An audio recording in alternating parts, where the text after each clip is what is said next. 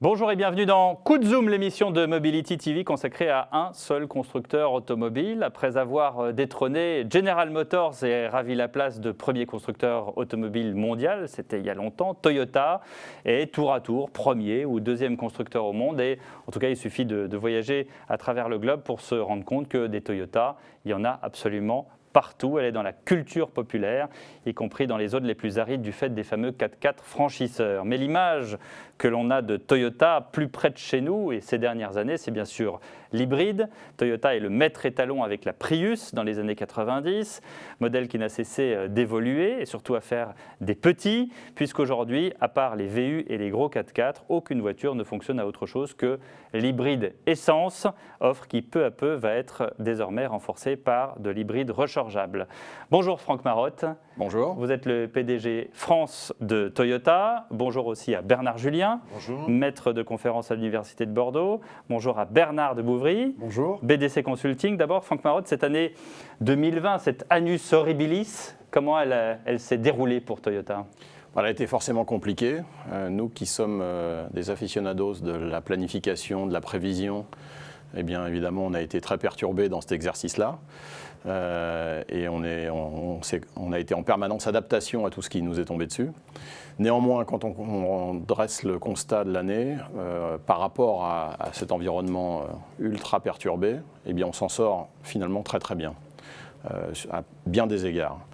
D'abord commercialement, puisqu'on a eu un gain de part de marché qui est le plus élevé que l'on ait jamais atteint en France. On arrive quasiment à 5,5% de part de marché en partant de 4,8% l'année dernière. Donc c'est une progression comme on n'avait jamais connue. Donc ça c'est un vrai succès dont on est extrêmement fiers. C'est évidemment le résultat d'un plan produit qui est favorable et qui arrive vraiment à maturité, en particulier avec la nouvelle Yaris que l'on a lancée au mois de septembre. Et puis aussi c'est le résultat d'un engagement extrêmement élevé des collaborateurs, du réseau de distribution qui a réussi à réagir en permanence pour maintenir cette performance. On a également une deuxième grande satisfaction qui est la santé de notre réseau de distribution justement, qui économiquement va tenir cette année. C'est probablement la pire que l'on ait connue. Avec des fermetures, des ouvertures, des fermetures, voilà, avec des périodes de fermeture complètes, des périodes de fermeture partielles. Hein, oui. Un peu, mais celui-là il n'a pas été planifié, il n'a pas été développé par des ingénieurs.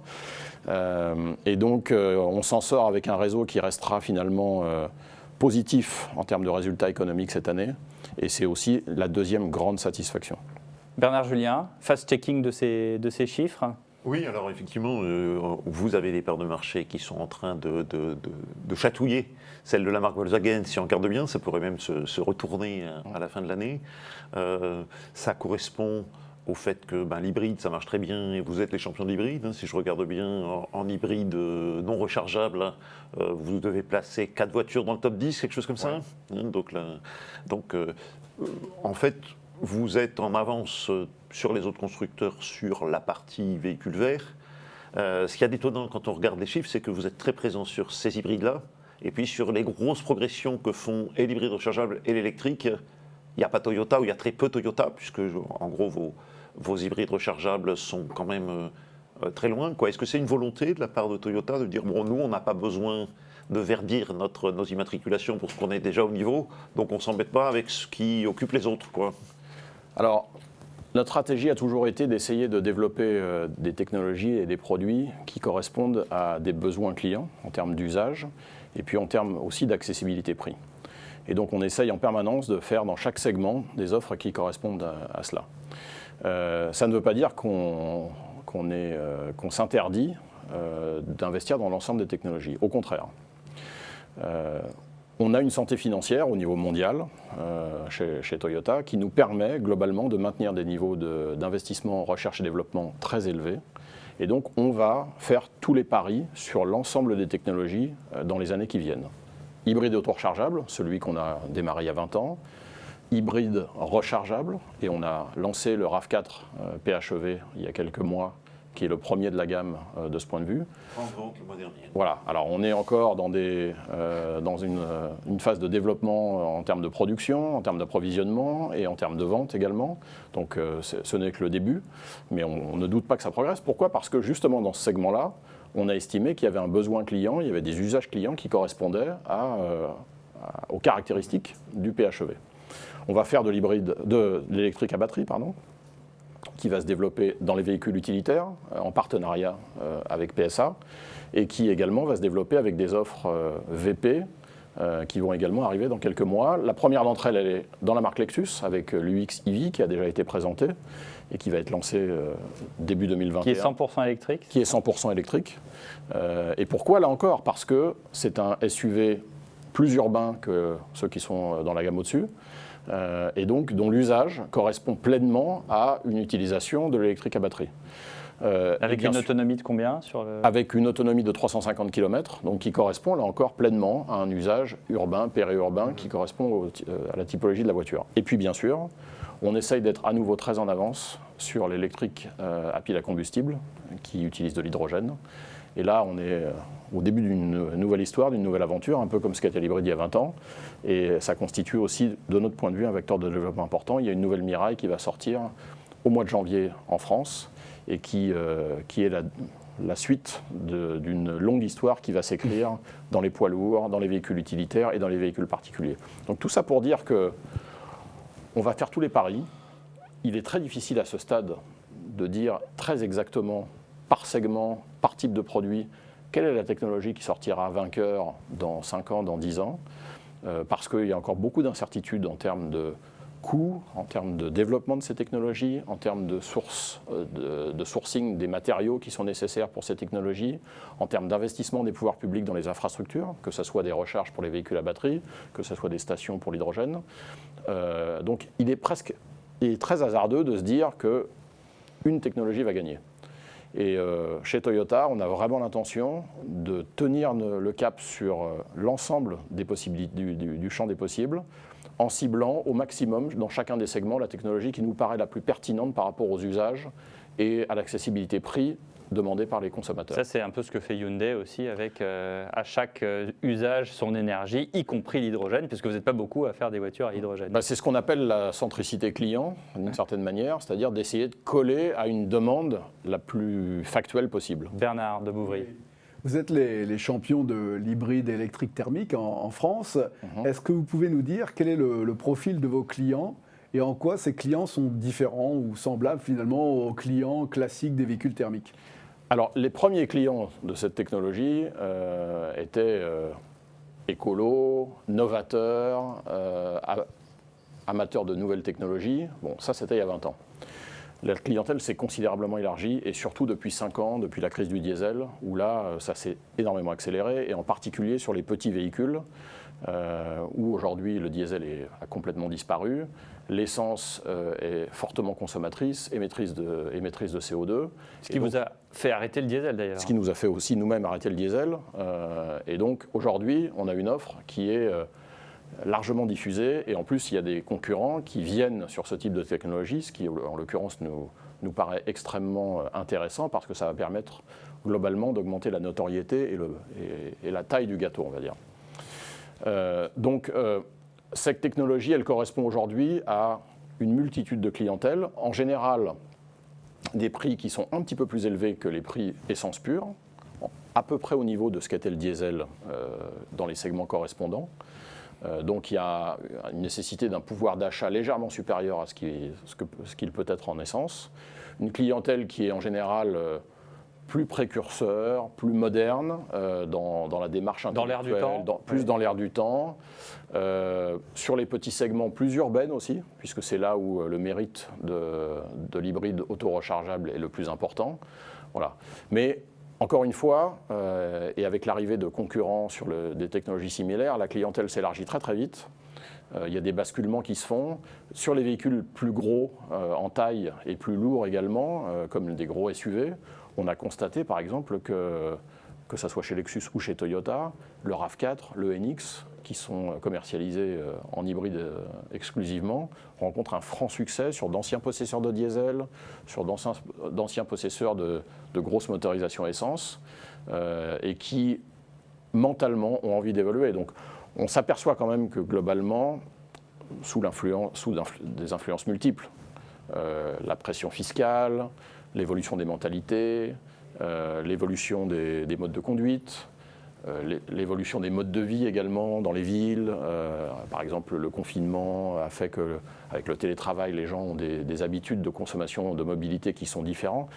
Tout ça pousse finalement vers un élargissement considérable de la clientèle potentielle pour ce type de techno. Mais qui est le client de la Mirai, par exemple? Vous annoncez un nouveau modèle de Mirai, pardon, mais à part les taxis hype, j'en ai pas vu dans la rue. Alors aujourd'hui, c'est extrêmement limité pour le coup sur cette technologie-là. Autant le PHEV, on peut l'utiliser n'importe où. La problématique de l'hydrogène, c'est les stations. Aujourd'hui, il n'y en a pas. Pourquoi lancer un nouveau modèle? Pour inciter justement, en vous disant, tiens, on va lancer un nouveau modèle, on va donner envie, du coup, on va inciter les pouvoirs publics à faire plus de... D'abord parce qu'on est sur une nouvelle technologie sur laquelle il faut investir pour apprendre à la maîtriser, pour apprendre à baisser son coût, la rendre parfaitement fiable, ce qui est déjà le cas avec la Mirai 1 et les taxis hype que vous citez, qui l'utilisent depuis maintenant plusieurs années, ont démontré que le véhicule était déjà en première génération extrêmement fiable. Donc on a besoin de ce développement, on a besoin de ces investissements et on a besoin d'avoir des prototypes d'usage du type de celui que vous décrivez. Maintenant, il va falloir un accompagnement. Bonne nouvelle, l'État a annoncé 7 milliards d'euros d'investissement dans les années qui viennent, l'État français, l'Allemagne 8. Donc les pouvoirs publics prennent conscience de l'intérêt de cette technologie, veulent investir et donc très probablement développer les infrastructures. Ça va grandement nous aider. Reste le débat en France où on semble vouloir dédier l'hydrogène plutôt aux véhicules lourds, hein, et la question de savoir si le véhicule particulier doit être concerné est une question qui semble être plutôt tranchée en la défaveur du véhicule particulier, quoi. C'est pas évident du tout, et l'aventure que l'on mène par exemple avec les taxis hype est complètement pertinente pour une simple raison, c'est que quand vous prenez une flotte de taxis, et ça pourrait s'appliquer au VTC ou à tous les véhicules dont la rotation est importante, si vous voulez décarboner complètement, être à zéro émission, l'alternative électrique à batterie, elle ne fonctionne pas. Pourquoi? Parce que dans ce cas-là, vous réduisez la rotation de vos véhicules.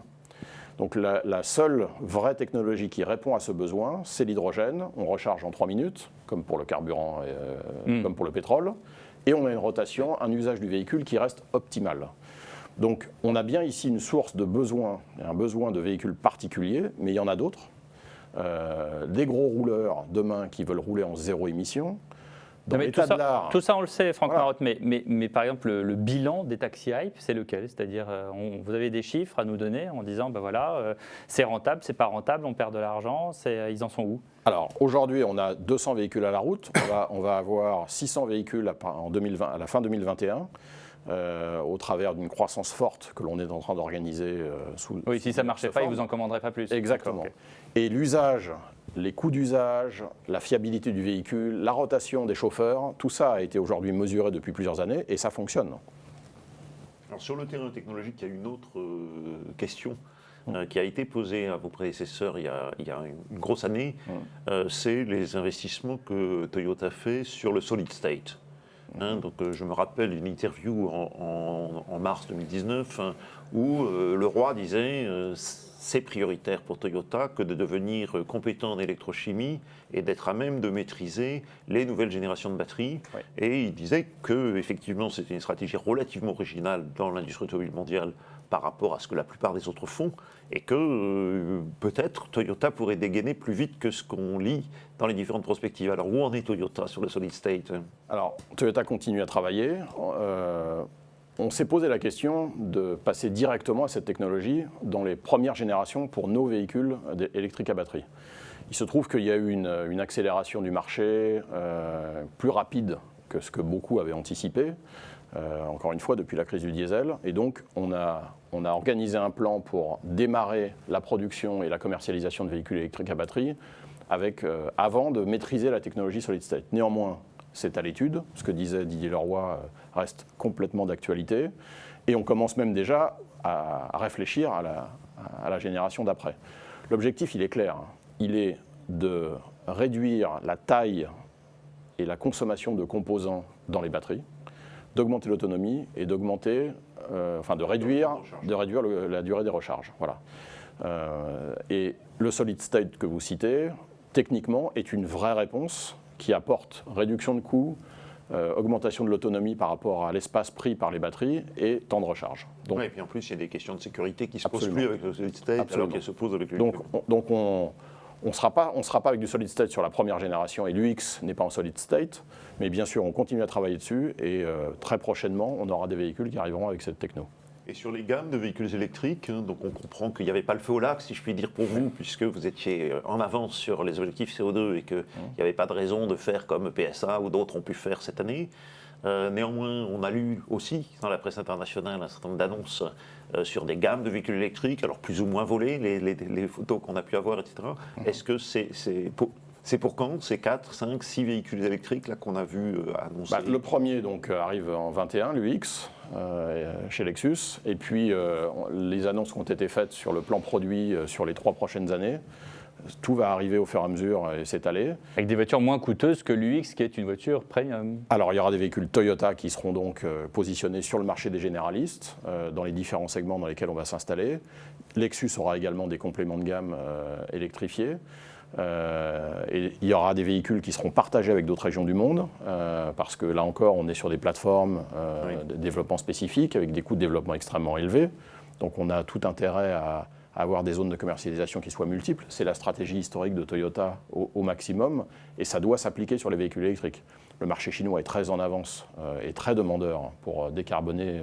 Oui, ça semble être le driver principal pour aller sur l'électrique pour vous. Voilà. Mais après, pour l'Europe et pour la France en particulier, on va continuer à s'attacher, encore une fois, à répondre à des besoins de la clientèle locale. C'est-à-dire qu'il y aura des véhicules qui potentiellement seront commercialisés en Chine et qui ne le seront pas en Europe et pas en France. Ça, c'est tout à fait possible, parce qu'il n'y a pas de demande, parce qu'il n'y a pas d'usage. Il y a une particularité de Toyota, c'est qu'on dit que c'est la plus française des marques étrangères, du fait de son installation avec l'usine de Nain à Valenciennes. Comment est-ce que, avec ces conditions particulières qu'on a connues, le premier confinement, un deuxième, même s'il n'a pas été le même ces dernières semaines, comment est-ce que vous avez vécu cette crise à Onnin, en France? Alors, ça a été très complexe au mois de mars, parce qu'il a fallu bien sûr mettre en place des mesures sanitaires qui ont été totalement inattendues, il n'y avait rien de prévu. Alors, ce que l'on a fait au mois de mars, et ça a été une stratégie mondiale, c'était d'adapter les capacités de production à la demande, et donc au rythme de commande et de vente. Ce qui a forcé la plupart des usines, en particulier en Europe, à fermer pendant un laps de temps. On n'a pas fait important. de surstock. Ouais. On n'a pas fait de surstock, c'est une stratégie qui était différente au moment de la crise de Lehman Brothers, par exemple, où on avait continué à produire. Là, la décision a été prise stratégiquement de baisser les cadences industrielles, voire de fermer certains sites. Ce qui a permis aussi de s'organiser au niveau sanitaire. Il y a eu des discussions qui ont abouti à redémarrer l'usine, et ça a été la première à redémarrer fin avril, je sais pas, peut-être que vous l'avez en mémoire, avec un accord de la majorité des organisations syndicales, donc une énorme concertation. Et ce qu'on constate depuis la fin avril au niveau sanitaire, c'est que l'usine n'a jamais dû refermer pour des problèmes sanitaires. Pas d'inquiétude sociale, alors que vous voyez des Alors, il y a groupes toujours de comme l'inquiétude, Total, parce que comme Danone, qui font des suppressions d'emplois. Vous n'êtes pas dans Je pense cette... qu'il serait bien hasardeux, vu l'ampleur de la crise, de dire qu'il n'y a pas d'inquiétude. Il y a toujours de l'inquiétude, et il y a toujours des discussions, il y a toujours des améliorations en permanence. Parce que la situation en France, quand vous êtes à moins 15, c'est ça en France? Oui. Sur l'Europe, vous allez être dans ces eaux-là? On va être dans ces eaux-là, avec une progression de part de marché selon les pays qui varie entre 0,6 et 1 point. D'accord, vous allez flirter avec les 6 points Europe, quoi. Exactement, on est à 6,1 à fin octobre. Et je pense qu'avec le portefeuille de commandes et les livraisons qu'on est en train de faire dans les différents pays en novembre et ce qu'on prévoit en décembre, on devrait rester au-dessus de 6%. Ce qui est une performance, là encore, remarquable. 3e marque pour Toyota en Europe, derrière Volkswagen et Renault. Oui, avec très peu de tactique comme d'habitude, quoi. Exactement, avec un mix canal, comme on dit, qui est très en fort en particulier, particulier, moins en société et très peu de tactique. Donc globalement une performance inégalée pour Toyota en Europe et qui est vraiment remarquable pour un constructeur non européen. Toyota pardon Bernard, vous vouliez poser une question. Non, je voulais poser une question qui était un petit peu différente. Comment, je voulais savoir, le confinement avait eu un impact sur la digitalisation de votre relation client? Alors, évidemment, pour tous les constructeurs, ça a été un chamboulement et tout le monde s'est adapté. Donc, ce que l'on a fait, jusqu'à présent, on avait des sites internet qui étaient des vitrines marketing, de facto. et qui étaient beaucoup moins des outils commerciaux. Donc on a travaillé en mars-avril en particulier, et en prévision de la réouverture à la mi-mai, pour transformer un outil marketing en outil commercial. Et donc on s'est donné les moyens de non pas faire de la commercialisation intégrale en ligne, mais de mettre en contact le client qui se promène sur notre site internet avec un commercial en concession. Et ensuite, éventuellement, avec le click and collect, qui est devenu à la mode avec le deuxième confinement. Pourquoi on ne fait pas du commerce intégralement en ligne? D'abord parce que ça viendra, mais il nous faut encore un petit peu de temps, parce que si on veut le faire correctement avec du financement, il y a encore quelques développements qui sont à faire. Mais aussi parce que dans l'esprit Toyota, et en particulier quand on commercialise de l'hybride, on souhaite garder des points de passage physiques, donc on souhaite faire du phygital, comme on dit. Et garder des points de passage physiques, par exemple, pour l'essai d'un véhicule. Quand on passe d'un véhicule diesel, essence à un véhicule hybride qu'on vient de la concurrence, il est indispensable d'avoir une expérience avec un commercial avant de s'engager sur un achat à 20, 25, 30 000 euros. Ça nous paraît indispensable. Et on a des processus d'essai dynamique qui sont spécifiques pour mettre en œuvre la découverte de l'hybride. Donc on souhaite conserver cela. Et même le jour où on aura des sites de commercialisation intégralement en ligne, on voudra garder ce point de passage, qui nous paraît important. Et puis bien sûr la livraison finale du véhicule également. Ça peut se faire à domicile, et on l'a organisé aussi, pour répondre à votre question. On a aussi délocalisé de la concession un certain nombre de choses. Pour la prévente, on a aussi organisé des prises de rendez-vous en ligne. On a organisé des camions pour faire de l'entretien, de la maintenance à domicile. Donc on a essayé au maximum de garder le contact avec nos clients, mais de vraiment rendre nos sites internet et nos outils digitaux comme des outils de transaction, beaucoup plus que des vitrines marketing comme ils pouvaient l'être auparavant. L'usine de Nain fabrique la Yaris. C'est une forme de publication d'ailleurs, hein, et s'apprête à produire une autre voiture. On en est où de ce projet-là? C'est en cours? Alors il est annoncé, les investissements ont été confirmés, la préparation... Il n'y a pas de frein avec la crise actuelle? Non, il n'y a aucun frein. Tous les plans sont maintenus. Et donc mi-2021, le véhicule sera commercialisé, donc la Yaris Cross, avec les cadences qui sont prévues. Donc on montera à 300 000 véhicules par an en 2022, et donc prorata temporis en fin d'année 2021. Donc le plan s'exécute. Et alors le Brexit? Alors, si vous pouvez me le dire. Plutôt dur à mon avis quand même. Oui, ça peut être dur. Bon, après, nos camarades britanniques sont en général très forts en négociation de dernière minute, donc on peut encore s'attendre à des petites surprises. Néanmoins, ce qui est certain, c'est que vu d'un importateur de véhicules fabriqués en Angleterre pour la Corolla, Berlin qui est votre meilleure vente, non? Qui est en hybride en tout cas. Qui est parmi nos meilleures ventes en hybride, qui réalise plus de 16% de part de marché à particulier, par exemple dans le segment en France. 45 millions de voitures vendues dans le monde depuis la création du modèle. Et qui est le véhicule le plus vendu dans le monde, 1 300 000 ventes par an, dans le monde entier. Donc c'est le véhicule le plus vendu au monde. Donc pour ce qui concerne la France, on l'importe de l'Angleterre, et forcément, un Brexit dur serait un handicap. D'abord parce que ça générerait un surcoût lié aux règles de l'OMC, avec des droits de douane, et puis en termes de logistique, forcément, ça créerait de la complexité qu'on n'a pas aujourd'hui. Donc on ne peut que souhaiter que ça reste en l'état par rapport à... Dernière petite question sur l'identité de la marque. Oui. Coexistence avec Lexus, qui est la marque premium. Ça, on a compris que finalement, Lexus a trouvé... son côté de voiture, j'allais dire paisible, premium, confort. Et en même temps, Toyota, alors on a d'un côté l'hybride, d'un autre côté, on a quand même des gros franchisseurs, je le disais en introduction, les voitures des Nations Unies dans les pays où effectivement il faut monter des montagnes. Et puis en même temps, on ressuscite la Supra, on ressuscite des voitures de sport, on voudrait peut-être voir revenir la Celica, je ne sais pas, peut-être que c'est un... Mais on arrive à trouver un... Ou alors c'est un peu un mix de tout. Non, alors là encore, on s'attache à couvrir des segments de clientèle qui sont différents, avec des attentes qui sont différentes. On s'attache aussi avec les voitures dérivées de la compétition à vraiment démontrer notre savoir-faire. Parce qu'il y a le WRC. Parce qu'il y a le WRC, parce qu'il y a Le Mans, parce qu'il y a l'endurance en général, au-delà de Le Mans. Qu'est-ce que ça démontre tout ça? Il y a Dakar aussi. Qu'est-ce que ça démontre en fait la compétition? Ça démontre une maîtrise toujours recherchée de la haute technologie, de la performance. Et un jour ou l'autre, ça sert des voitures de série. D'abord avec des voitures de série de petite diffusion, comme la Supra, comme la GR Yaris.